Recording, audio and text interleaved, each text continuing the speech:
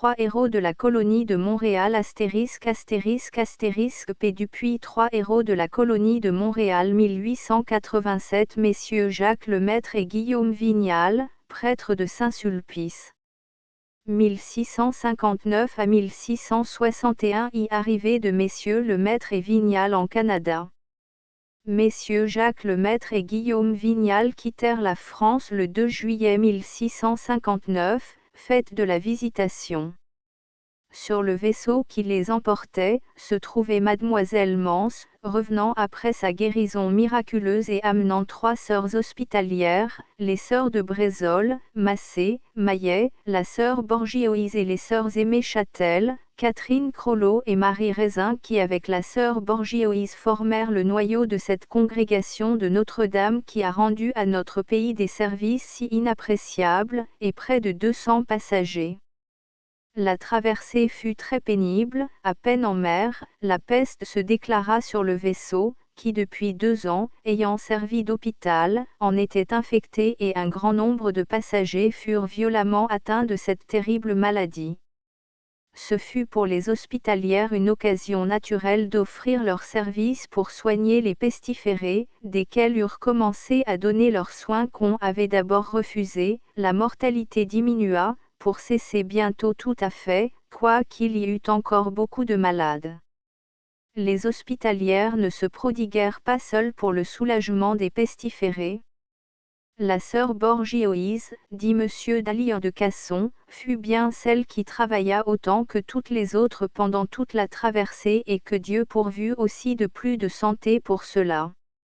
Les 2 prêtres du séminaire, messieurs Lemaître et Vignal assistaient les malades autant que leur corps accablé par la maladie le leur permettait. Ils soignèrent et assistèrent 2 huguenots dont ils eurent le bonheur d'obtenir l'abjuration. À cette affreuse maladie dont furent plus ou moins atteints presque tous les passagers, se joignirent de terribles tempêtes et le manque d'eau douce jusqu'à l'arrivée dans le Saint-Laurent. Enfin messieurs Lemaître et Vignal, après avoir débarqué à Québec le 7 septembre 1659, arrivèrent à Montréal vers la fin du mois et furent reçus avec de grandes démonstrations de joie par tous les colons, pour qui l'arrivée d'un prêtre était toujours un grand bonheur. Lorsque M. de Maisonneuve, venu en France en 1655, demanda à M. Ollier d'envoyer à Montréal quelques-uns de ses prêtres pour y prendre soin de la colonie, celui-ci après avoir beaucoup prié Dieu, lui promit de choisir quelques ecclésiastiques de sa compagnie qu'il croirait les plus propres à cette œuvre apostolique.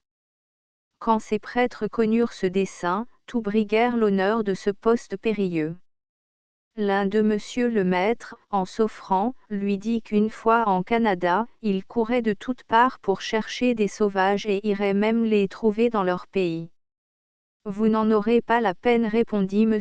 Ollier, ils viendront bien vous chercher eux-mêmes, et vous vous trouverez tellement entouré par eux que vous ne pourrez vous échapper de leurs mains. Ce monsieur Lemaître auquel M. Ollier fit cette réponse prophétique était le même prêtre dont nous venons de raconter l'arrivée à Montréal.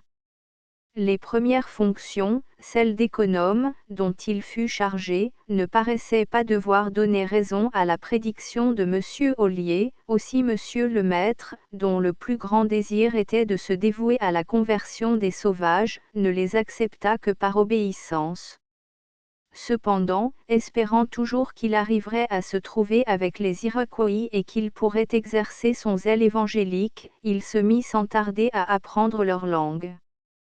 Il avait pour eux la plus grande affection, et, si quelques-uns d'entre eux paraissaient à Montréal, il eut assez des facilités que lui donnaient ses fonctions d'économe pour leur faire des largesses et leur donner à manger. Monsieur Lemaître avait une dévotion particulière envers Saint Jean-Baptiste, et Dieu l'appela à lui du milieu de son désert en permettant que les Iroquois lui coupassent la tête le jour anniversaire de celui où Hérode la fit trancher à ce célèbre habitant de la Judée, Saint Jean-Baptiste. 2 martyrs de Monsieur Lemaître, 29 août 1661.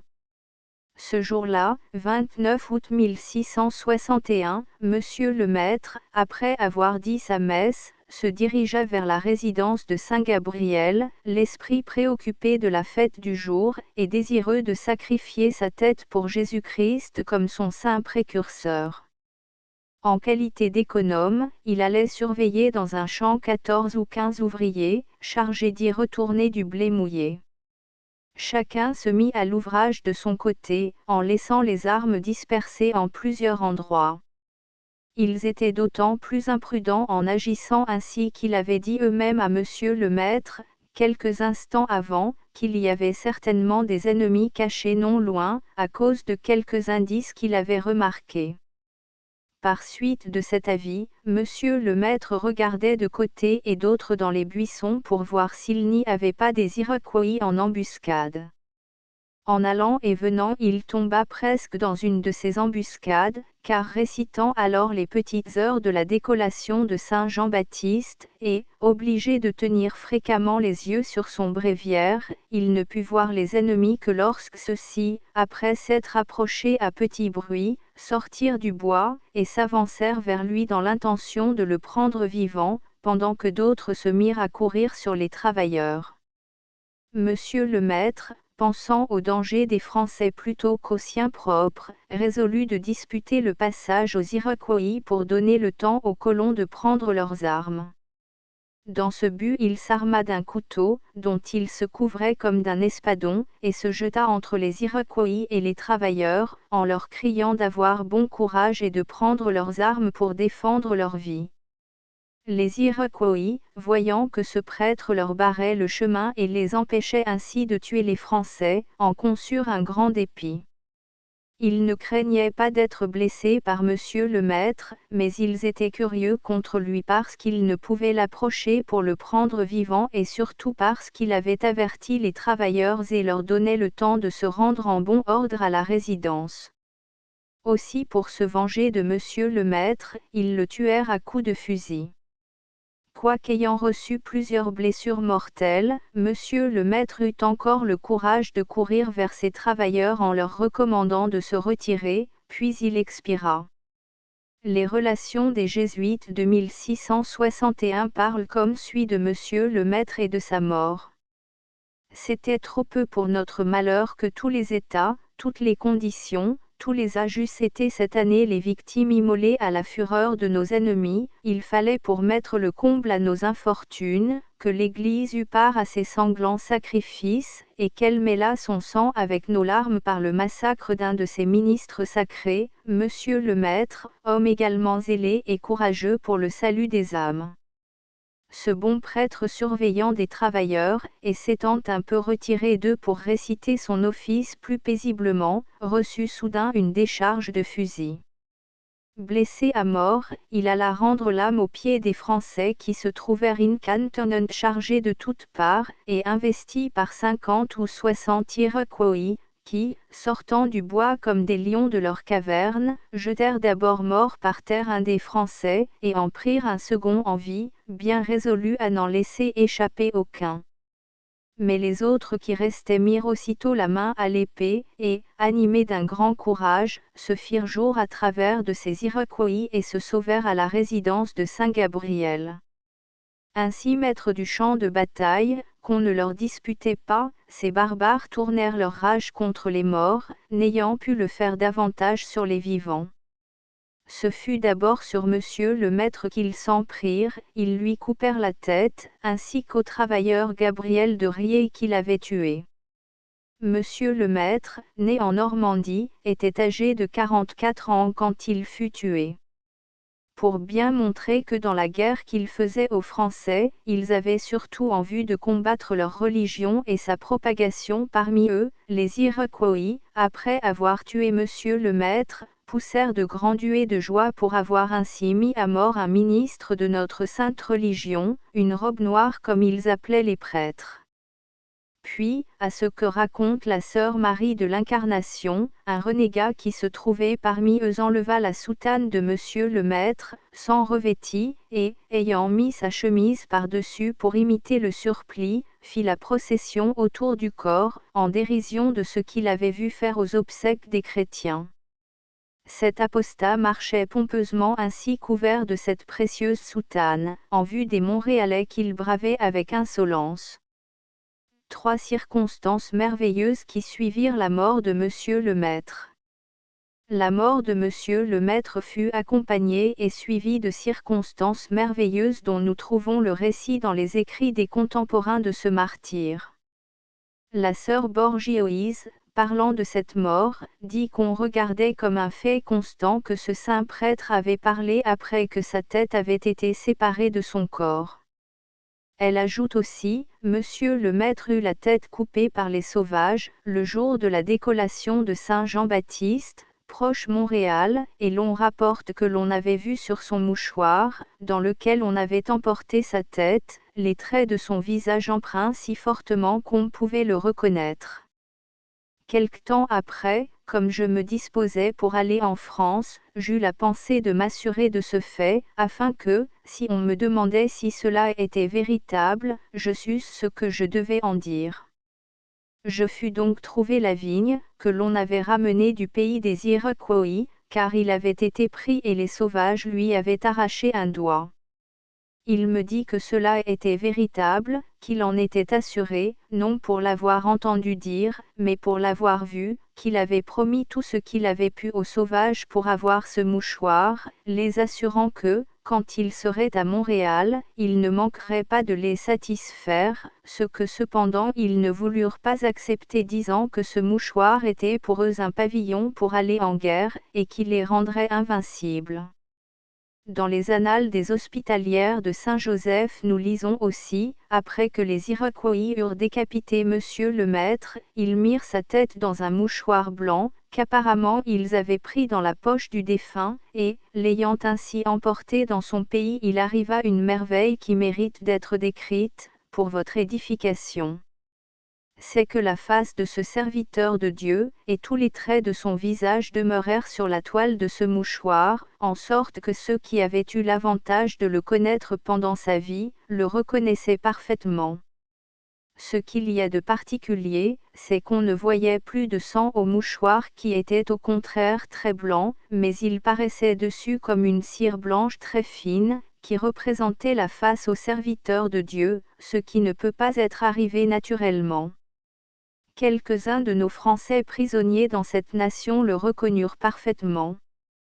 C'est ce que nous ont dit plusieurs fois Monsieur de Saint-Michel, Monsieur Cuillerier, personne digne de foi, ainsi qu'un père jésuite, qui était prisonnier dans ce temps-là, dans une autre nation que celle qui avait tué ce saint homme.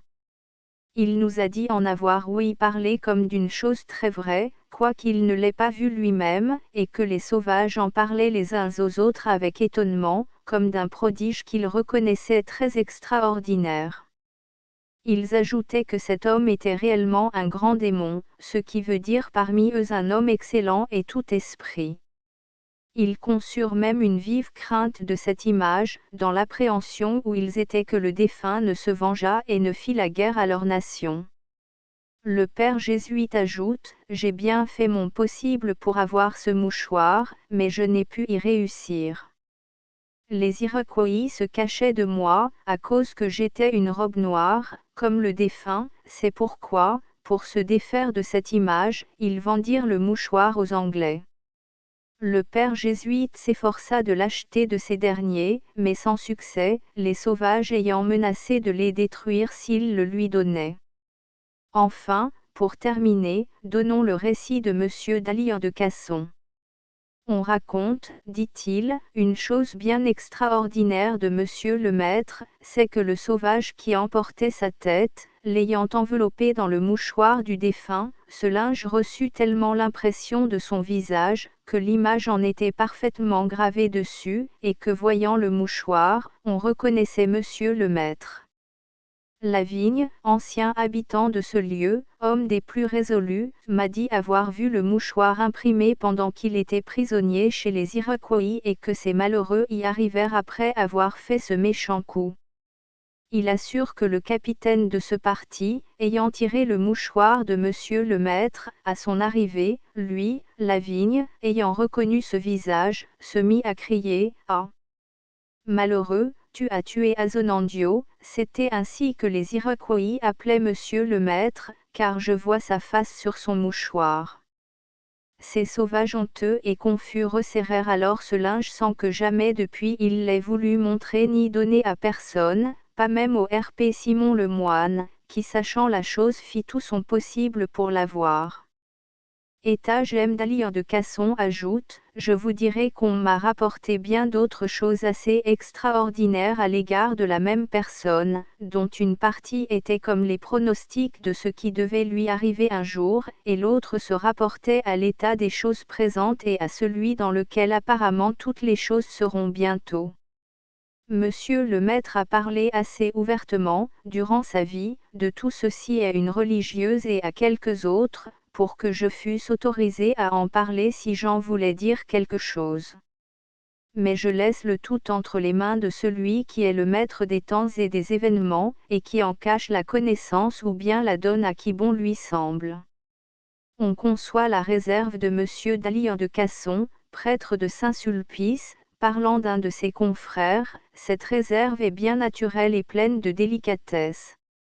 Quoi qu'il en soit, d'ailleurs, des circonstances merveilleuses qui accompagnèrent et suivirent la mort de Monsieur le Maître, que l'on veuille ou non admettre comme miraculeux les faits que nous venons de raconter, d'après les écrits des contemporains, on n'en doit pas moins regarder Monsieur le Maître comme un martyr.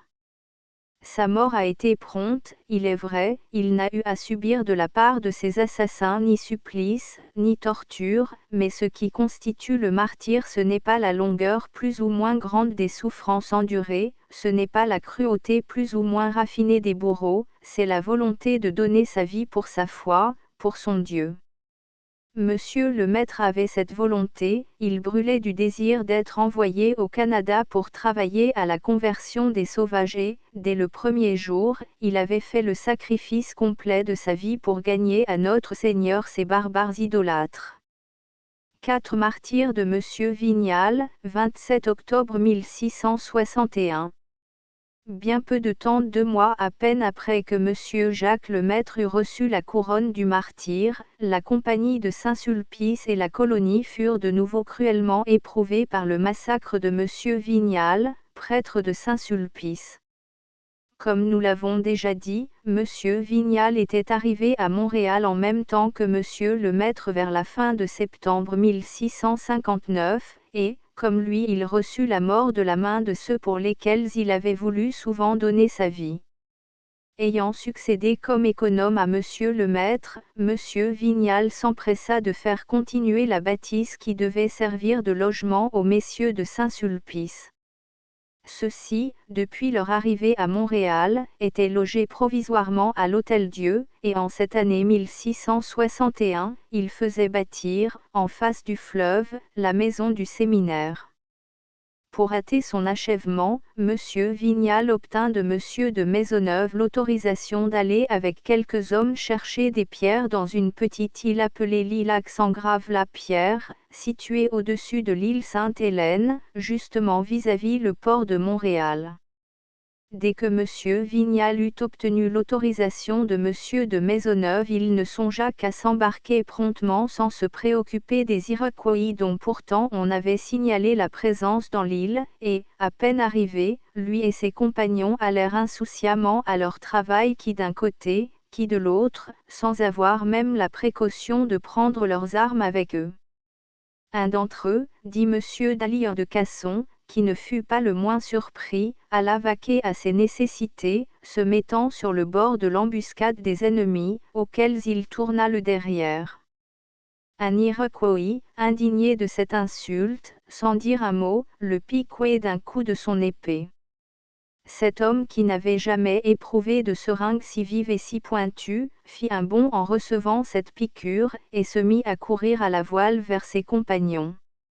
Ceux-ci virent de suite l'ennemi et l'entendirent faire une grosse huée, ce qui effraya tellement nos gens dont une partie n'était pas encore débarquée, que tout généralement ne songèrent qu'à s'enfuir, s'oubliant ainsi de leur bravoure ordinaire.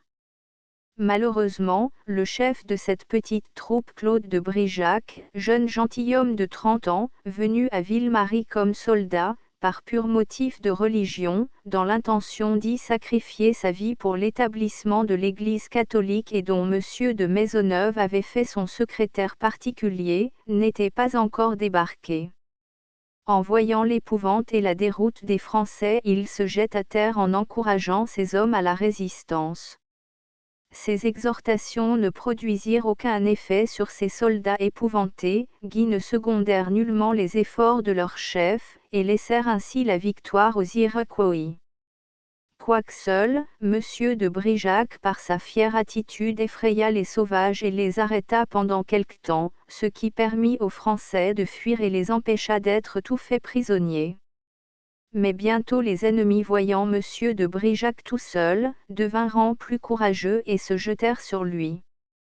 Ce brave, conservant tout son sang-froid, ajuste le capitaine des Iroquois et le tue d'un coup de fusil. Cette mort effraya tellement les autres sauvages que pendant quelques instants, ils hésitèrent à affronter le coup de pistolet que M. de Brijac avait encore attiré. Cependant, honteux d'être tenus en échec par un seul homme, ils font sur lui une décharge qui lui casse le bras droit et fait tomber le pistolet qu'il tenait à la main. Il paraît qu'il eut assez de courage pour le reprendre, et qu'il ne cessait de le leur présenter quoiqu'il eût le bras rompu. Mais n'ayant pas la force de le tirer, il se jette à l'eau, les Iroquois s'y jettent après lui, et, l'ayant pris, le traînent sur les rochers la tête et le visage en bas presque tout autour de l'île. D'autres, pendant ce temps, tirent sur un bateau et tuent plusieurs personnes, entre autres 2 braves fils de famille, JBTE moyen, âgé de 19 ans, et Joseph Duchesne, âgé de 20 ans, qui, sans faire attention à ses blessures, exhortait son camarade à bien mourir, quand il tomba lui-même raide mort dans le bateau. Monsieur Vignal, déjà blessé d'un coup d'épée, voyant tout son monde dans une telle déroute, voulut monter dans le canot d'un des meilleurs colons, René Cuillerier. Pour s'aider à y embarquer, il saisit le fusil, mais par un faux mouvement, il le fit tremper dans l'eau, le rendant ainsi inutile. Les Iroquois qui ont aperçu cet accident si funeste, criblent de coups de fusil le canot avant qu'il ait pu gagner le large. Monsieur Vignal tombe couvert de blessures et est fait prisonnier avec Cuillerier. Il est jeté comme un sac de blé dans un canot des Iroquois, et son compagnon d'infortune est mis dans un autre. Malgré les vives souffrances que lui faisaient éprouver ses blessures, Monsieur Vignal, tout couvert de sang, se levait fréquemment et adressait aux prisonniers, proches de lui dans d'autres canots, des paroles d'encouragement et de consolation. Tout mon regret, au milieu des souffrances que j'endure, est d'être la cause que vous soyez dans un si triste état. Mes amis, prenez courage, endurez pour l'amour de Dieu. Ces paroles prononcées par un homme qui était lui-même tant à plaindre, crevaient le cœur de tous ces pauvres captifs. Les Iroquois ayant traversé le fleuve, allèrent débarquer à la prairie de la Madeleine. Là ils donnèrent des soins aux blessés pour pouvoir les amener comme des trophées de victoire dans leur tribu. Mais Monsieur Vignal avait reçu des blessures si graves que les Iroquois renoncèrent bientôt à le guérir, et voyant qu'ils ne pourraient l'amener jusqu'en leur pays, ils le tuèrent 2 jours après, le 27 octobre 1661, puis ayant fait rôtir son corps sur un bûcher, ils le mangèrent. Ils lui donnèrent ainsi, dit M. d'Alire de Casson, d'offrir à son Créateur, le sacrifice de son corps en odeur de suavité, étant brûlé sur un bûcher comme le grain d'encens sur le charbon sans qu'il restât rien de son corps. Cette robe noire dont les sauvages voulaient faire leur plus beau trophée et qui devait être la victime sur laquelle se serait exercée leur cruauté, venant à leur manquer, ces bourreaux redoublèrent de soins envers M. de Brijac pour qu'il pût arriver jusque dans leur pays. Il fut enfin capable de marcher, mais il ne les suivait qu'avec la plus grande peine, à cause des blessures qu'il avait reçues au bras droit, à la tête, aux pieds et par tout le corps. Tout en cheminant, et malgré ses souffrances, il ne cessait de prier Dieu. Lorsqu'ils furent enfin arrivés, ses bourreaux commencèrent à lui faire subir les tortures auxquelles ils le destinaient, tortures qu'ils voulaient rendre aussi cruelles que possible pour venger la mort de leur capitaine. Ils lui arrachèrent les ongles, les bouts des doigts et les fumèrent ensuite, ils lui coupèrent des lambeaux de chair, tantôt dans un endroit, tantôt dans un autre, ils l'écorchèrent, le rouèrent de coups de bâton, lui appuyèrent des charbons ardents et des fers chauds sur sa chair mise à nu, enfin ils n'épargnèrent rien pendant les 24 heures que dura son supplice pour le rendre plus douloureux. Leur rage s'augmentait de la patience et du courage de ce malheureux qui, au milieu des plus atroces tortures, ne faisait que prier Dieu pour la conversion et le salut de ses bourreaux, ainsi qu'il avait promis à Dieu de le faire, en se voyant sur le point d'entrer dans ces tortures. Les Relations des Jésuites de 1665 racontent ainsi le supplice de Monsieur de Brijac. Il fut brûlé toute la nuit depuis les pieds jusqu'à la ceinture, et le lendemain on continua encore à le brûler, après lui avoir cassé les doigts. Durant cette sanglante et cruelle exécution, il ne cessa jamais de prier Dieu pour la conversion de ces barbares, offrant pour eux toutes les douleurs qu'ils lui faisaient endurer, faisant à Dieu cette prière: Mon Dieu, convertissez-les, et répétant toujours ces paroles sans pousser un seul cri de plainte, quelque affreuses que furent ces tortures. Ce courage à supporter les supplices les plus cruels, cette sollicitude et cette compassion pour les bourreaux étonnent moins quand on réfléchit à la pureté de la vie de ce gentilhomme, et au dessein qu'il avait fait venir à Ville-Marie pour offrir sa vie à Dieu en assistant les habitants d'une ville si exposée aux coups des sauvages. V. Monsieur Vignal jugé par ses contemporains. La mort de Monsieur Vignal, arrivant si peu de temps après celle de Monsieur le Maître, plongea dans la douleur la plus profonde tous les colons. Ce digne prêtre, si remarquable par sa charité, son humilité, son esprit de pénitence et son zèle d'apôtre, avait, quoiqu'arrivé depuis 2 ans seulement à Ville-Marie, conquis l'estime et l'affection de tous. On attendait beaucoup de lui, Dieu ne lui laissa pas le temps de produire tous ses fruits. Les contemporains ont rendu à ses vertus les plus éclatants témoignages. La vie de Monsieur Vignal, lit-on dans la Relation des Jésuites de 1662, était d'une très douce odeur à tous les Français par la pratique de l'humilité, de la charité, de la pénitence, vertus qui étaient rares en lui et qui le rendaient aimable à tout le monde, et sa mort a été bien précieuse aux yeux de Dieu, puisqu'il l'a reçue de la main de ceux pour lesquels il a souvent voulu donner sa vie. Il avait des grandes tendresses pour leur salut, il s'est offert plusieurs fois de nous venir joindre.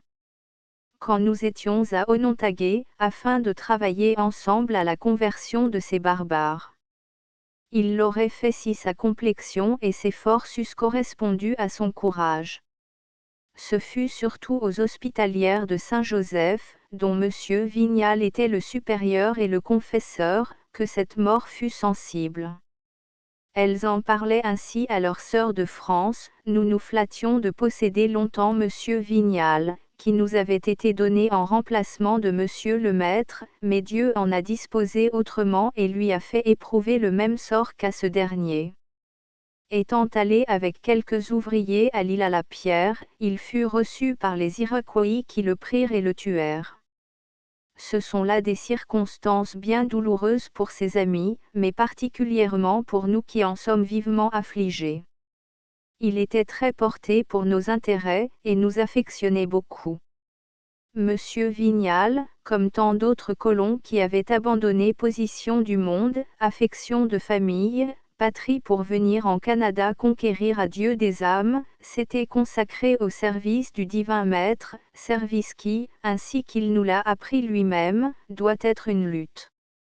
Monsieur Vignal était un véritable serviteur de Dieu, il aspirait au martyre qui rend l'homme le plus semblable au divin Maître, et son désir le plus intense était d'en conquérir la couronne.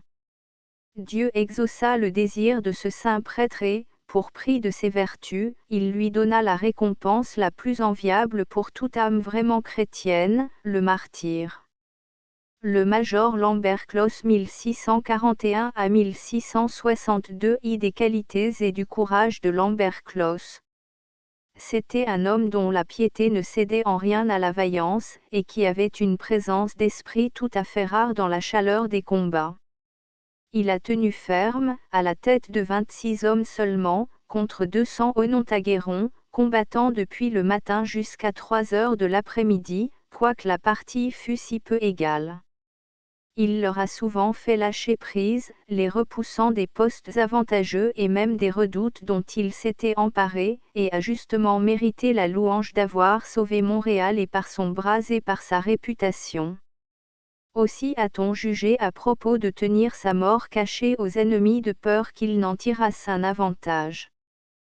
Tel est l'éloge que le R.P. Erasme Lallemant fait du major Lambert Closs dans la relation de 1662 en annonçant sa mort qu'il signale comme une perte notable pour Montréal.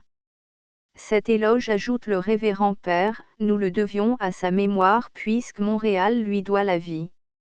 Il est donc de simple justice que nous placions Lambert Closs dans cette première série des illustrations canadiennes puisqu'à tous ses autres mérites s'ajoute le plus grand de tous, avoir sauvé la vie de Montréal. Sauver Montréal à cette époque de guerres incessantes et d'attaques furieuses des sauvages, c'était par cela même sauver la Nouvelle-France tout entière, car Montréal en était le rempart le plus puissant. En complétant donc l'éloge du R.P. Lallemant, nous pouvons dire en toute vérité que Montréal et la Nouvelle-France doivent leur salut au brave major Lambert Closs. Lambert Closs, qui naquit à Saint-Denis de Mourguet, dans le diocèse de Trèves, avait accompagné Monsieur de Maisonneuve, lors de la fondation de Ville-Marie. Son but, comme celui de la plupart de ses compagnons, n'était pas de conquérir des terres ou d'exploiter les richesses de ces pays nouveaux, mais de gagner à Dieu les habitants idolâtres, et de payer de tout son sang l'établissement de la foi catholique dans ces régions où n'avaient régné jusqu'alors que les plus abjectes superstitions. Cet héroïque chrétien avait bien réellement fait le sacrifice de sa vie pour son Dieu, ce généreux dessein lui tenait tellement au cœur qu'à tous ceux qui l'exhortaient à la prudence, et lui disaient qu'il se ferait tuer, vu la facilité avec laquelle il s'exposait partout pour le service du pays, il répondait toujours, « Messieurs, je ne suis venu ici qu'afin d'y mourir pour Dieu en le servant dans la profession des armes, si je n'y croyais mourir, je quitterais le pays pour aller servir contre le Turc et n'être pas privé de cette gloire. » Avec ses admirables dispositions, on ne doit pas s'étonner que Lambert Closs ait rendu de nombreux et signalés services à la colonie. Il était partout et partout il faisait des merveilles, il avait l'honneur de commander en second la garnison de Ville-Marie. Malheureusement dans ces temps si troublés, où les périls les plus graves menaçaient incessamment les colons, on n'avait guère le temps d'écrire l'histoire au jour le jour, aussi beaucoup de belles actions, accomplies par Lambert Closs et d'autres de ses compagnons, sont-elles restées ignorées. Nous savons cependant par des écrits du temps, soit de M. d'Alire de Casson, soit de la mère Juchereau, que Lambert Closs se montrait toujours et partout l'ami des braves et le fléau des poltrons, et qu'il prenait le plus grand soin de ses soldats en les exerçant fréquemment au maniement des armes. Il voulait ainsi les aguerrir et les rendre plus confiants en eux-mêmes. Quant à lui, singulièrement habile à manier le mousquet, il pouvait, par son adresse à se servir de cette arme, être comparé à ces guerriers dont il est dit dans la Bible, qu'avec leur fronde, ils auraient atteint jusqu'à un cheveu sans donner ni à droite ni à gauche. Il paraît même qu'il exerçait ses soldats non seulement à tirer juste, mais à tirer toujours en face d'eux-mêmes de manière à tuer le plus d'ennemis, en tirant chacun sur le sien. Deux résultats des exercices que le major faisait faire aux soldats. Ces résultats étaient excellents ainsi que le prouve le trait suivant, fort surprenant, et peut-être unique dans son genre. C'est la mère Marie Juchereau qui la rapporte dans son histoire de l'Hôtel-Dieu de Québec. Une fois, dit-elle, une armée formidable d'Iroquois assiégea une des redoutes construites par les habitants de Ville-Marie à la pointe Saint-Charles. Monsieur de Maisonneuve, s'étant informé où étaient les 4 hommes qui en avaient la garde, demanda à ceux du fort s'ils laisseraient périr leurs camarades. Il n'a pas plus tôt parlé que 20 d'entre eux s'offrent pour aller les délivrer de cette multitude de barbares qui environnant la redoute. Après avoir tout reçu l'absolution, ils partent sous la conduite de Monsieur Claus et prennent un chemin détourné pour arriver sans être aperçus, mais ils ne purent si bien faire que les ennemis ne les découvrissent, ce qu'ils marquèrent aussitôt par des huées et des cris bien propres à effrayer les plus braves. Sans être alarmés de ces cris, ils s'encouragent à vendre leur vie bien chère, et, afin de se battre à la manière des sauvages, chacun choisit un arbre pour se cacher et essuyer le feu des ennemis. Durant ce temps les Iroquois les voyant à portée du mousquet, font tous ensemble une décharge et tuent 4 de ces Français. Aussitôt Monsieur Claus exhorte les 16 qui restaient à demeurer fermes et à tirer leurs coups si juste qu'ils jetassent par terre 16 Iroquois. Ils tirent et abattent 16 hommes. Incantonant, prenant le pistolet qu'il avait à leur ceinture, ils font une seconde décharge et 16 Iroquois tombent à l'instant. Étonnés de voir 32 des leurs tués en si peu de temps, les Iroquois sont comme déconcertés, et les autres, profitant de cet avantage, sans donner aux ennemis le temps de recharger leurs mousquets, mettent promptement l'épée à la main et les obligent à prendre la fuite. Ils les poursuivent jusqu'au fleuve Saint-Laurent où les Iroquois entrèrent précipitamment dans l'eau et s'y plongèrent jusqu'au cou pour se sauver. Puis ces 16 colons victorieux ramenèrent dans le fort, à la vue des sauvages tremblants, les 4 soldats de la redoute. Dans l'été de 1652, Mademoiselle Mance, anxieuse de savoir des nouvelles de Monsieur de Maisonneuve alors en France, voulut se rendre à Québec, elle pria Lambert Claus de l'accompagner jusqu'aux Trois-Rivières afin de lui faciliter le voyage. Pendant qu'il était avec elle dans cette ville, des sauvages, venant de Montréal, annoncèrent que les Iroquois se montraient plus terribles et plus agressifs que jamais. L'épouvante régnait dans la place et les habitants ne savaient que devenir. Ayant entendu ces mauvaises nouvelles, le major Claus laissa Mademoiselle Mance et remonta au plus vite à Montréal, où son retour fit renaître la confiance, tant on faisait fond sur sa bravoure et son sang-froid. À son arrivée le brave major fut récréé et affligé en même temps par une histoire bien plaisante. Une femme de vertu qu'on nommait la bonne femme Primo, Martine Messier, femme d'Antoine Primo, fut attaquée, le 29 juillet 1652, par 3 Iroquois qui s'étaient cachés pour la massacrer. Ils n'étaient qu'à 2 portées de fusil du fort lorsqu'ils l'assaillirent. La brave femme pousse un grand cri, et à ce cri 3 bandes d'Iroquois qui étaient en embuscade, se lèvent et paraissent en armes.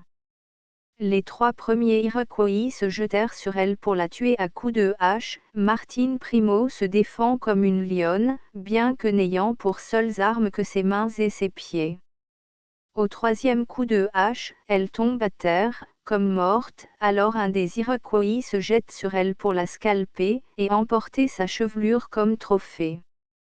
Mais cette vaillante femme, se sentant ainsi saisir, reprend tout à coup ses sens, se relève plus furieuse et plus courageuse encore, et saisit son assassin avec tant de force par un endroit très sensible qu'il ne peut se dégager de ses mains.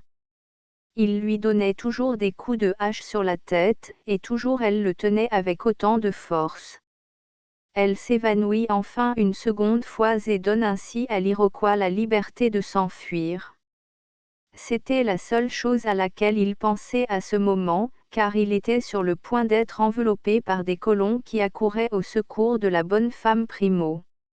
Les Français, dès qu'ils furent près d'elle, la trouvèrent baignée dans son sang et l'aidèrent à se relever. L'un d'eux, touché de compassion pour ses souffrances, l'embrassa. Mais cette femme, aussi vertueuse que courageuse, revenant à elle, et se sentant embrassée, appliqua un vigoureux soufflet à ce charitable auxiliaire, qui n'avait cependant que les intentions les plus pures. Que faites-vous, dirent à Martine Primo les autres Français. Cet homme vous témoigne son amitié sans penser à mal, pourquoi le frappez-vous? Parmanda, répondit-elle en son patois, je croyais qu'il voulait me baiser.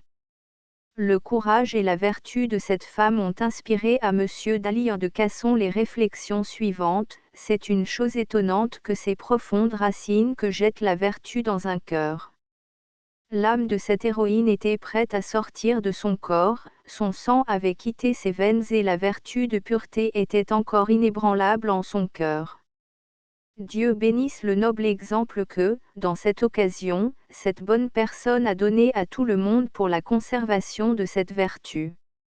Madame Primo, ajoute-t-il, est encore vivante, et on l'appelle communément Parmanda, à cause de ce soufflet qui surprit tellement un chacun que ce nom lui est resté. 3 combats contre les Iroquois, 14 octobre 1652. Quelque temps après, le 14 octobre de la même année, le major Closs eut l'occasion de montrer de nouveau son sang-froid et sa bravoure dans un combat contre les Iroquois dont la présence avait été signalée par les dogues. Les Français avaient amené de France quelques dogues pour veiller, à leur manière, à la sûreté du fort. Ces chiens faisaient tous les matins une grande ronde pour découvrir les ennemis et allaient ainsi sous la conduite d'une chienne nommée Pilote. L'expérience de tous les jours avait fait connaître à tout le monde cet instinct admirable que Dieu donnait à ces animaux pour nous garantir. C'est Monsieur Daly de Casson qui parle de quantité d'embuscades que les Iroquois nous faisaient partout, sans qu'il nous fût possible de nous en garantir, si Dieu n'y eût pourvu par ce moyen. Le P.J. Lalemont, dans la relation de 1647, parle lui aussi de l'instinct merveilleux et providentiel de ces dogues. Il y avait dans Montréal, dit-il, une chienne qui jamais ne manquait d'aller, tous les jours, à la découverte conduisant ses petits avec elle, et si quelqu'un d'eux faisait le rétif, elle le mordait pour le faire marcher. Bien plus, si l'un d'eux retournait au milieu de sa course, elle se jetait sur lui, comme par châtiment au retour. Si elle découvrait dans ses recherches quelques Iroquois, elle tirait court, tirant droit au fort en aboyant et donnant à connaître que l'ennemi n'était pas loin. Or le 14 octobre 1652, les chiens firent entendre de nombreux aboiements signalant la présence de l'ennemi, qui devait se trouver du côté où regardaient ces intelligents animaux. Le major Lambert Closs, qui était toujours sur pied dans toutes les occasions, eut l'honneur d'être chargé par Monsieur des Museaux, d'aller à la découverte. Il partit aussitôt avec 24 soldats se dirigeant vers l'endroit qu'indiquaient les chiens. Il détacha en avant-garde 3 de ses soldats, la lochetière, Baston et un autre avec l'ordre de s'arrêter en un lieu qu'il leur désigne. La lochetière, emportée par son courage, dépasse ce lieu, et, pour découvrir plus aisément l'ennemi, monte sur un arbre, afin de voir si les Iroquois ne se trouvaient pas dans un bas-fond. Il y en avait tout près de cet arbre. Dès que la lochetière y fut montée, ils poussent d'abord leur huée ordinaire, puis font une décharge qui tue la lochetière, mais non pas assez vite pour qu'il ne puisse d'un coup de son arquebuse tuer lui aussi un des Iroquois. Les 2 autres éclaireurs, comprenant le danger et craignant d'être enveloppés, se retirent et subissent de furieuses décharges auxquelles ils échappent sains et saufs. Lambert Closs se prépare à une énergique défense contre cet ennemi, comme toujours très supérieur en nombre. On tient ferme pendant quelque temps, mais on allait être investi de toutes parts par 200 Iroquois quand un brave habitant, Louis Prudhomme, qui se trouvait dans une petite maison, crie au major de se retirer au plus vite s'il ne veut être enveloppé. Closs se retourne, et voit le péril extrême dans lequel on se trouve, car les Iroquois environnant déjà sa petite troupe et même la maison où se trouve Prudhomme. Le salut, si salut il peut y avoir, est dans cette maison, à tout prix, il faut s'y réfugier. Il commande donc à sa petite troupe de forcer les Iroquois et d'arriver à la maison coûte que coûte. Cet ordre est exécuté avec tant d'audace et d'élan que les Français, après avoir rompu les lignes de leur ennemi, peuvent gagner ce refuge. dès qu'ils y sont entrés, ils se mettent tous à percer des meurtrières, d'où ils dirigent un feu nourri sur les sauvages. Ceux-ci pressés autour de la maison qui l'entoure de toutes parts, ripostent vigoureusement, leurs balles passent au travers des murs de cette bicoque, construite très légèrement, et l'une d'elles vient blesser et mettre hors de combat un des assiégés, la Violette. Ce fut une perte sensible pour cette troupe déjà si peu nombreuse, car la Violette, un des plus beaux soldats de Montréal, s'était toujours montré très courageux et invincible. Les assiégés ne sont cependant pas abattus, ils continuent à faire des décharges meurtrières qui, dès le début, renversant par terre un grand nombre d'Iroquois, les mettant dans un grand embarras, car selon leur coutume, ils ne voulaient pas abandonner leurs morts, et ils ne savaient comment les enlever, car chaque ennemi qui s'approchait était reçu par une terrible décharge. Le feu continue avec la plus grande vigueur, tant qu'on a des munitions, mais bientôt elles viennent à manquer car on ne s'était pas approvisionné pour soutenir un siège. La position de nos braves devient des plus critiques, il faut ou se rendre à discrétion à ces cruels Iroquois, ou se précipiter au milieu d'eux et mourir les armes à la main.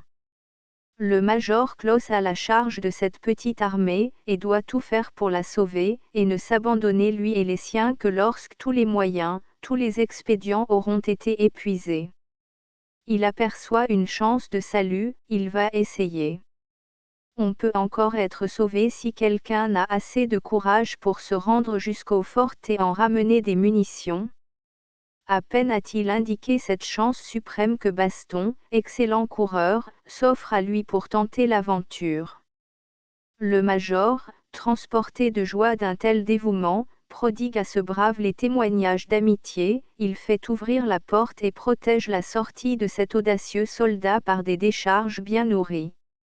Baston est assez heureux pour traverser les feux des Iroquois sans recevoir aucune blessure, il arrive bientôt au fort et en revient immédiatement avec 10 hommes, conduisant 2 pièces de campagne, prêtes à tirer, et des cartouches. Pour aller au fort à la maison assiégée, on profite d'un rideau qui cachait aux Iroquois l'arrivée de cet inappréciable renfort. Dès qu'on se trouve à découvert, on décharge sur les Iroquois les 2 petites pièces de campagne, et M. Closs ayant fait au même moment une sortie, le renfort put entrer dans la petite maison. Dès qu'il y fut arrivé, le feu éclate avec une nouvelle intensité pour montrer aux Iroquois si cette poudre nouvelle valait bien la précédente. Les choses changent alors rapidement de face, les Iroquois comprenant que ce siège devient trop meurtrier pour eux, se décident à battre en retraite. Mais pendant cette retraite qui dégénéra bientôt en déroute complète, ils furent assaillis par de nouvelles décharges qui tuèrent plusieurs de ces sauvages.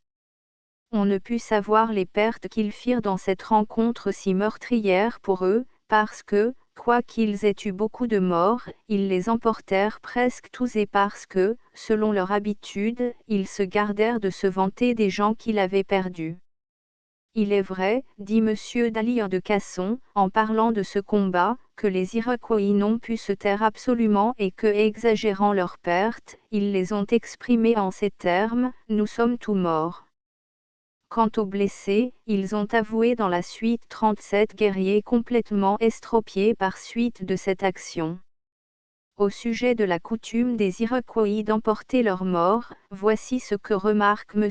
Daly de Casson, quoique ces barbares ne soient pas très forts, ils ont cependant une force étonnante pour porter des fardeaux, chacun pouvant avoir sur ses épaules la charge d'un mulet et s'enfuir ainsi avec un mort ou un blessé, comme s'ils ne portaient presque rien, c'est pourquoi il ne faut pas s'étonner si, après les combats, on trouve si peu de leurs morts puisqu'ils font tant d'efforts pour les emporter.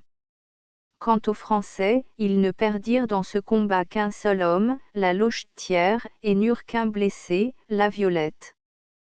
4 Lambert Closs remplace Monsieur de Maisonneuve. Son mariage.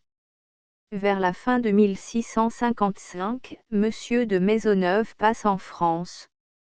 Le but principal de son voyage était de demander à Monsieur Ollier, l'illustre fondateur du séminaire de Saint-Sulpice, quelques-uns de ses prêtres pour prendre soin de l'île de Montréal. Avant de partir, il nomma pour exercer le commandement pendant son absence, le brave major Claus. Il avait su assez l'apprécier pour juger qu'il était tout à fait propre à le remplacer, tant à cause de son expérience dans le métier des armes que par le grand ascendant que ses vertus et sa bravoure lui avaient acquis sur les soldats et sur les colons. Lambert Claus exerça ce commandement pendant toute l'année à la satisfaction générale. Il montra clairement à tous qu'il savait et qu'il méritait de commander. En 1657, Lambert Claus épousa mademoiselle Élisabeth Moyen, fille adoptive de mademoiselle Mance, dont les parents avaient été cruellement mis à mort par les Iroquois le jour de la fête du Saint-Sacrement de l'année 1655. Jean Moyen, sieur des Granges, et sa femme Élisabeth Lebrest s'étaient établis avec toute leur famille dans l'île aux Oies, sous Québec. Ils y résidaient lorsqu'ils furent surpris par les Iroquois. Les gens de service étant absents, monsieur et madame Moyen ne purent être secourus, et furent mis à mort, ainsi que 3 ou 4 travailleurs au service de monsieur Denis. Après avoir tué tous ceux qu'ils purent prendre, ils firent prisonniers et amenèrent dans leur pays les enfants de monsieur Moyen et ceux de monsieur Macquart, pendant qu'une partie de leurs troupes fut attaquée Montréal.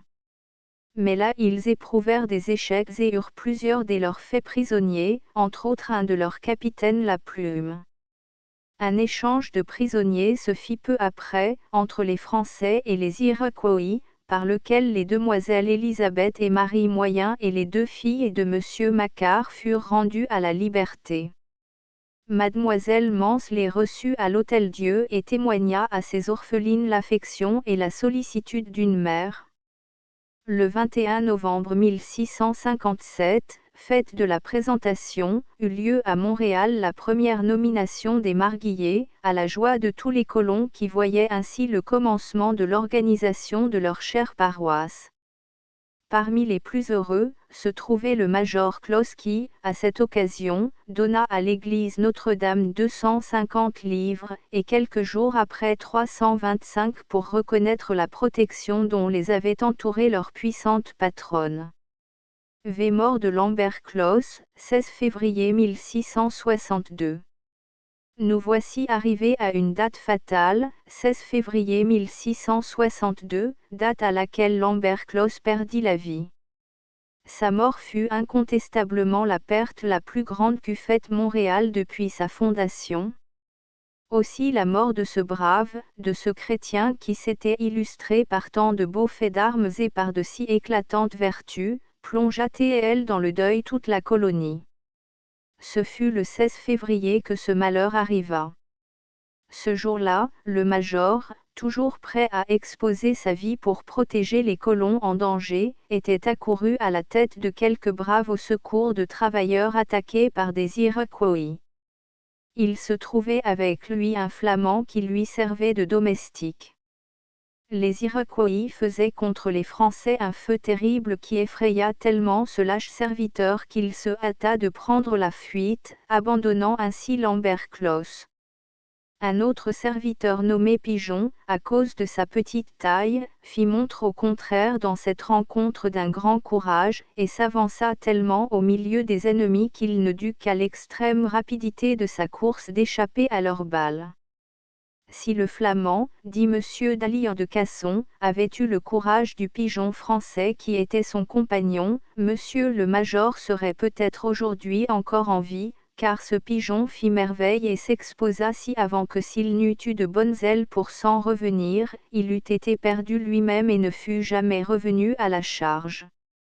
La fuite du Flamand donna du courage aux Iroquois pour attaquer Lambert Claus, qui se trouvait ainsi moins entouré.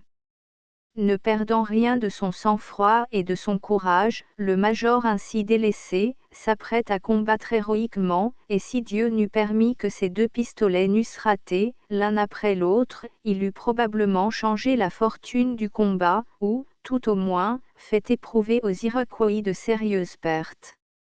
Mais avant d'avoir pu recharger ses armes, Lambert Claus était atteint et tombait mort. Il mourut en cette rencontre, en brave soldat de Jésus-Christ, après avoir 1000 fois exposé sa vie, sans jamais craindre de la perdre, n'étant venu dans ce pays que pour la sacrifier à Dieu. C'est ainsi que M. Dalyre de Casson termine le récit de la mort du major qui, comme nous l'avons déjà fait remarquer, était aussi remarquable par ses qualités privées, par ses vertus chrétiennes, que par son courage militaire. Lambert Closs, en mourant, laissait sa jeune femme de 19 ans, Élisabeth Moyen, avec une fille de 2 ans et dans des embarras d'affaires.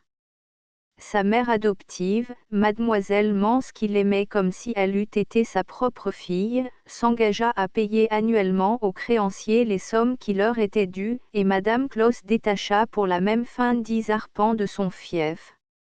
Plus tard le séminaire remit gratuitement à la veuve du brave major tous les droits qu'il avait sur ce fief et cela en considération des bons et agréables services que son mari a rendus à l'établissement de cette colonie, où il a été tué par les Iroquois en la défendant.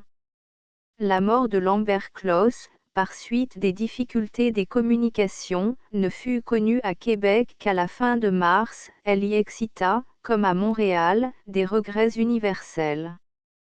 Table des matières Messieurs J. Lemaître et G. Vignali. Arrivée de Messieurs Lemaître et Vignal en Canada 2. Martyr de Monsieur Lemaître, 29 août 1661 3. Circonstances merveilleuses qui suivirent la mort de Monsieur Lemaître 4. Martyr de Monsieur Vignal, 27 octobre 1661 v. Monsieur Vignal jugé par ses contemporains le major Lambert Closs. Des qualités et du courage de Lambert Closs II. Résultat des exercices que le major faisait faire aux soldats 3. Combat contre les Iroquois, 14 octobre 1652 4. Lambert Closs remplace Monsieur de Maisonneuve, son mariage v. Mort de Lambert Closs, 16 février 1662 fin. Astérisque End of the Project Gutenberg e-book 3 héros de la colonie de Montréal Updated editions will replace the previous one. The all editions will be renamed. Creating the works from print editions not protected by US copyright law means that no one owns a United States copyright in these works, so the Foundation, and you, can copy and distribute it in the United States without permission and without paying copyright royalty. Special rule, set forth in the general terms of use part of this license, apply to copying and distributing Project Gutenberg symbol marque commerciale electronic works to protect the Project Gutenberg symbol marque commerciale concept and trademark. Project Gutenberg is a registered trademark, and may not be used if you charge for an e-book, except by following the terms of the trademark license, including paying royalty for use of the Project Gutenberg trademark. If you do not charge anything for copy of this e-book, complying with the trademark license is very easy. You may use this e-book for nearly any purpose such as creation of derivative works, report, performance and research. Project Gutenberg e-books may be modified and printed and given away. You may do practically anything in the United States with e-books not protected by US copyright law. Redistribution is subject to the trademark license, especially commercial redistribution. Start, full license. The full Project Gutenberg license. Please read this before you distribute or use this work to protect the Project Gutenberg symbol marque commerciale. Mission of promoting the free distribution of electronic works, by using or distributing this work, or any other work associated in any way with the phrase Project Gutenberg, you agree to comply with all the terms of the full Project Gutenberg symbol marque commerciale license available with this file or online at www.gutenberg.org/licence. Section 1. General Terms of Use and Redistributing Project Gutenberg Symbol Marque commerciale électronique Works 1.a by reading or using any part of this project Gutenberg Symbol Marque commerciale électronique work, you indicate that you have read, understand, agree to and accept all the terms of this license and intellectual property, trademark / copyright, agreement. If you do not agree to abide by all the terms of this agreement, you must cease using and return or destroy all copy of Project Gutenberg Symbol Marque commerciale électronique works in your possession. If you paid a fee for obtaining a copy of or access to a Project Gutenberg Symbol Marque commerciale électronique work and you do not agree to be bound by the terms of this agreement, you may obtain a refund from the person or entity to whom you paid the fee as set forth in paragraph 1.e.8. 1.b Project Gutenberg is a registered trademark. It may only be used on or associated in any way with an electronic work by people who agree to be bound by the terms of this agreement. There are a few things that you can do with most Project Gutenberg Symbol Marque commerciale électronique works even without complying with the full terms of this agreement. See paragraph 1.c below. There are a lot of things you can do with Project Gutenberg Symbol Marque commerciale électronique works if you follow the terms of this agreement and help preserve free future access to Project Gutenberg Symbol Marque commerciale électronique works. See paragraph 1.e below. 1.c. The Project Gutenberg Literary Archive Foundation, the Foundation or PGLAF, owns a compilation copyright in the collection of Project Gutenberg Symbol Marque commerciale électronique works. Nearly all the individual works in the collection are in the public domain in the United States. If an individual work is unprotected by copyright law in the United States and you are located in the United States, we do not claim a right to prevent you from copying, distributing, performing, displaying or creating derivative works based on the work alone as all references to Project Gutenberg are removed. Of course, we hope that you will support the Project Gutenberg Symbol Marque commerciale mission of promoting free access to electronic works by freely sharing Project Gutenberg Symbol Marque commerciale works in compliance with the terms of this agreement for keeping the Project Gutenberg Symbol Marque commerciale name associated with the work. You can easily comply with the terms of this agreement by keeping this work in the same format with its attached full Project Gutenberg Symbol Marque commerciale license when you share it without charge with others. 1.d. The copyright laws of the place where you are located also govern what you can do with this work. Copyright laws in most countries are in a constant state of change. If you are outside the United States, check the laws of your country in addition to the terms of this agreement before downloading, copying, displaying, performing, distributing or creating derivative works based on this work or any other Project Gutenberg Symbol Marque commerciale work.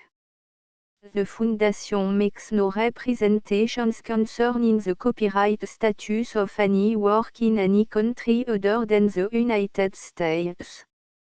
1.e Unless you have removed all references to Project Gutenberg. 1.e.1.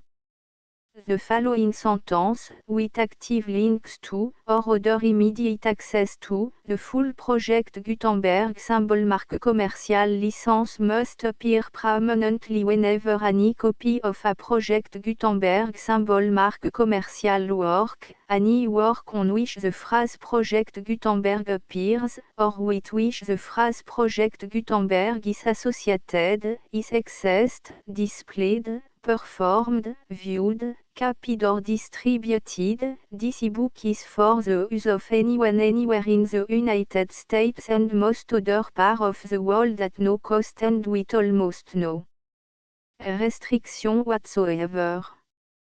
You may copy it, give it away or reuse it under the terms of the Project Gutenberg license included with this ebook or online at www.gutenberg.org. If you are not located in the United States, you will have to check the laws of the country where you are located before using this ebook. 1.E.2 If an individual project Gutenberg symbol marque commercial electronic work is derived from texts not protected by US copyright law, does not contain a notice indicating that it is posted with permission of the copyright holder, the work can be copied and distributed to anyone in the United States without paying any fees or charge. If you are redistributing or providing access to a work with the phrase Project Gutenberg associated with or appearing on the work, you must comply either with the requirements of paragraphs 1.E.1 through 1.E.7 or obtain permission for the use of the work and the Project Gutenberg symbol marque commercial trademark as set forth in paragraphs 1.E.8 or 1.E.9. 1.E.3 If an individual project Gutenberg symbol marque commercial electronic work is posted with the permission of the copyright holder, your use and distribution must comply with both paragraphs 1.E.1 through 1.E.7 and any additional terms imposed by the copyright holder. Additional terms will be linked to the Project Gutenberg symbol marque commercial license for all works posted with the permission of the copyright holder found at the beginning of this work. 1.E.4 Do not unlink or detach or remove the full Project Gutenberg symbol marque commercial license terms from this work, or any file containing a part of this work or any other work associated with Project Gutenberg symbol marque commercial. 1.E.5 Do not copy, display, perform, distribute or redistribute this electronic work, or any part of this electronic work, without permanently displaying the sentence set forth in paragraph 1.E.1 with active links or immediate access to the full terms of the Project Gutenberg symbol marque commercial license. 1.E.6 You may convert to and distribute this work in any binary, compressed, marked up, non-proprietary or proprietary form, including any word processing or hypertext form. However, if you provide access to or distribute copy of a Project Gutenberg symbol marque commercial work in a format other than plain vanilla ASCII or other format used in the official version posted on the official Project Gutenberg symbol marque commercial website, www.gutenberg.org you must, at no additional cost, fee or expense to the user, provide a copy, a means of exporting a copy, or a means of obtaining a copy upon request, of the work in its original plain vanilla ASCII or other form. Any alternate format must include the full Project Gutenberg symbol marque commercial license as specified in paragraph 1.E.1.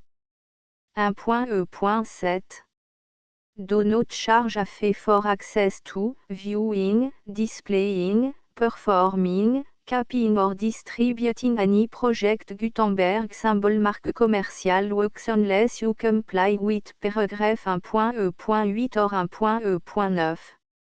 1.E.8 You may charge a reasonable fee for copy of or providing access to or distributing Project Gutenberg symbol marque commerciale electronic works provided that you pay a royalty fee of 20% of the gross profit you derive from the use of Project Gutenberg symbol marque commerciale works calculated using the method you already use to calculate your applicable tax.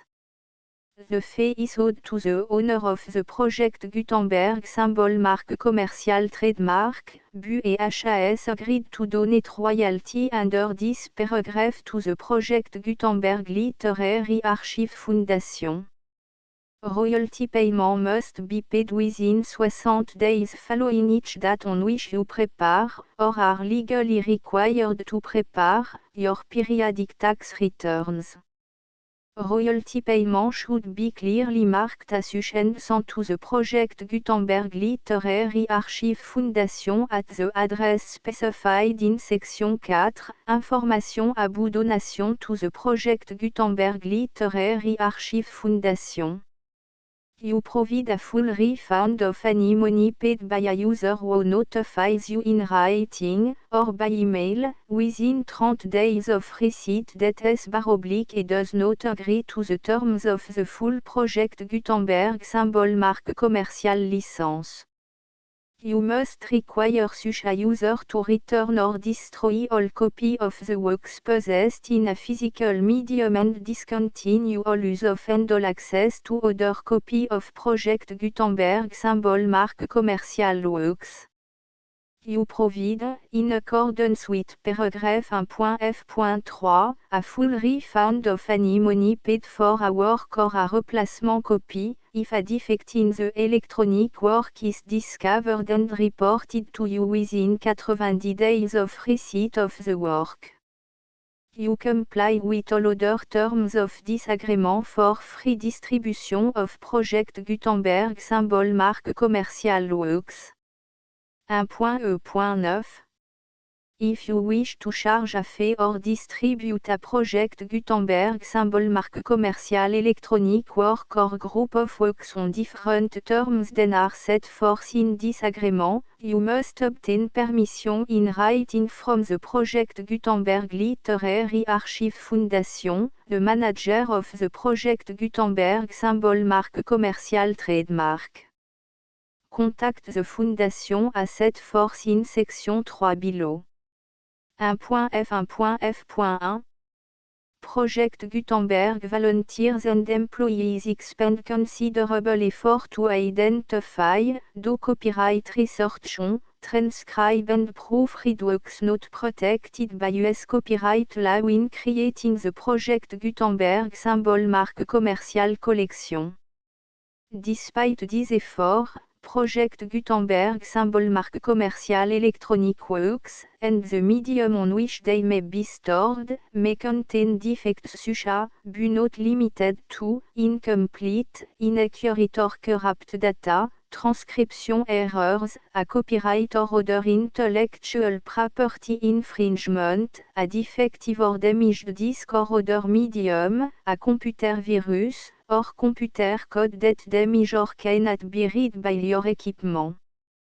1.f.2 Limited warranty, disclaimer of damage, except for the right of replacement or refund described in paragraph 1.f.3, the Project Gutenberg Literary Archive Foundation, the owner of the Project Gutenberg symbol marque commercial trademark, and any other party distributing a Project Gutenberg symbol marque commercial electronic work under this agreement, disclaim all liability to you for damages, costs and expenses, including legal fees. You agree that you have no remedy for negligence, strict liability, breach of warranty or breach of contract except those provided in paragraph 1.f.3. You agree that the Foundation, the trademark owner, and any distributor under this agreement will not be liable to you for actual, direct, indirect, consequential, punitive or incidental damages even if you give notice of the possibility of such damage. 1.f.3 Limited right of replacement or refund, if you discover a defect in this electronic work within 90 days of receiving it, you can receive a refund of the money, if any, you paid for it by sending a return explanation to the person you received the work from. If you received the work on a physical medium, you must return the medium with your return explanation. The person or entity that provided you with the defective work may elect to provide a replacement copy in lieu of a refund. If you received the work electronically, the person or entity providing it to you may choose to give you a second opportunity to receive the work electronically in lieu of a refund. If the second copy is also defective, you may demand a refund in writing without further opportunities to fix the problem. 1.f.4 Except for the limited right of replacement or refund set forth in paragraph 1.f.3, this work is provided to you as, with no other warranties of any kind, express or imply, including but not limited to warranties of merchantability or fitness for any purpose. 1.f.5 Some states do not allow disclaimers of certain implied warranties or the exclusion or limitation of certain type of damages. If any disclaimer or limitation set forth in this agreement violates the law of the state applicable to this agreement, the agreement shall be interpreted to make the maximum disclaimer or limitation permitted by the applicable state law. The invalidity or unenforceability of any provision of this agreement shall not void the remaining provision. 1.f.6 Indemnity, you agree to indemnify and hold the foundation, the trademark owner, any agent or employee of the foundation, anyone providing copy of Project Gutenberg symbol marque commercial electronic works in accordance with this agreement, and any volunteers associated with the production, promotion and distribution of Project Gutenberg symbol marque commercial electronic works, harmless from all liability, costs and expenses, including legal fees, that arise directly or indirectly from any of the following which you do or cause to occur. A. Distribution of this or any Project Gutenberg symbol marque commercial work. B. Alteration, modification, or addition or deletions to any Project Gutenberg symbol marque commercial work. And C. Any defect you cause. Section 2. Information about the mission of Project Gutenberg symbol marque commercial. Project Gutenberg symbol marque commercial is synonymous with the free distribution of electronic works in format readable by the widest variety of computer including obsolete, old, middle-aged and new computer. It exists because of the effort of hundreds of volunteers and donations from people in all walks of life. Volunteers and financial support to provide volunteers with the assistance they need are critical to reaching Project Gutenberg symbol marque commercial's goals and ensuring that the Project Gutenberg symbol marque commercial collection will remain freely available for generations to come. In 2001, the Project Gutenberg Literary Archive Foundation was created to provide a secure and permanent future for Project Gutenberg symbol marque commercial and future generations. To learn more about the Project Gutenberg Literary Archive Foundation and how your efforts and donations can help, see section 3 and 4 and the Foundation information page at www.gutenberg.org. Section 3. Information about the Project Gutenberg Literary Archive Foundation. The Project Gutenberg Literary Archive Foundation is a non-profit 501 3. Educational corporation organized under the laws of the state of Mississippi and granted tax-exempt status by the Internal Revenue Service. The Fondation SEIN or Federal Tax Identification Number is 64 à 6 221 541. Contribution to the project Gutenberg Literary Archive Foundation are tax deductible to the full extent permitted by US federal laws and your state's laws. The Foundation's business office is located at 809 North 1500 West, Salt Lake City, U84 116, 801, 596 à 1887. Email contact links and up-to-date contact information can be found at the Foundation's website and official page at www.gutenberg.org/contact section 4.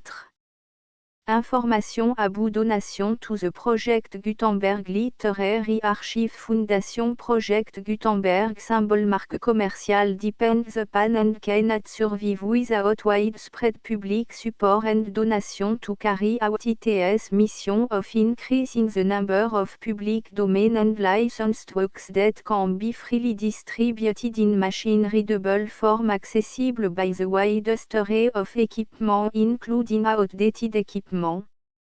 Many small donations, $1 to $5,000, are particularly important to maintaining tax-exempt status with the IRS. The Foundation is committed to complying with the laws regulating charities and charitable donations in all 50 states of the United States. Compliance requirements are not uniform and it takes a considerable effort, much paperwork and money fees to meet and keep up with these requirements. We do not solicit donations in locations where we have not received written confirmation of compliance. To send donation or determine the status of compliance for any particular state, visit www.gutenberg.org/donate. While we cannot and do not solicit contribution from states where we have not met the solicitation requirements, we know of no prohibition against accepting unsolicited donation from donors in such states who approach us with offers to donate. International donations are gratefully accepted, but we cannot make any statements concerning tax treatment of donations received from outside the United States. US laws alone swam for small staff. Please check the Project Gutenberg web page for current donation methods and addresses. Donations are accepted in a number of other ways including checks, online payments and credit card donations. To donate, please visit www.gutenberg.org/donate. Section 5. Général information about Project Gutenberg symbol marque commerciale électronique works. Professor Michael S. R. was the originator of the Project Gutenberg symbol marque commercial concept of a library of electronic works that could be freely shared with anyone. For 40 years, he produced and distributed Project Gutenberg symbol marque commercial e-books with only a loose network of volunteer support. Project Gutenberg symbol marque commercial e-books are often created from several printed editions, all of which are confirmed and not protected by copyright in the US unless a copyright notice is included. Thus, we do not necessarily keep e-books in compliance with any particular paper edition. Most people start at our website which has the main page search facility, www.gutenberg.org. This website includes information about Project Gutenberg symbol marque commercial, including how to make donation to the Project Gutenberg Literary Archive Foundation, how to help produce our new ebooks, and how to subscribe to our email newsletter to read about new ebooks. P. Dupuis. 3 héros de la colonie de Montréal 1887 Messieurs Jacques Lemaître et Guillaume Vignal, prêtres de Saint-Sulpice. 1659 à 1661 Arrivée de Messieurs Lemaître et Vignal en Canada. 2 martyrs de Monsieur Lemaître, 29 août 1661. 3 circonstances merveilleuses qui suivirent la mort de Monsieur Lemaître. 4 martyrs de Monsieur Vignal, 27 octobre 1661. V. Monsieur Vignal jugé par ses contemporains. Le major Lambert Closse 1641 à 1662 Des qualités et du courage de Lambert Closse. 2 résultats des exercices que le major faisait faire aux soldats. 3 combats contre les Iroquois, 14 octobre 1652. 4 Lambert Closse remplace Monsieur de Maisonneuve. Son mariage. V. Mort de Lambert Closse, 16 février 1662. Table des matières fins. The Full Project Gutenberg Licence.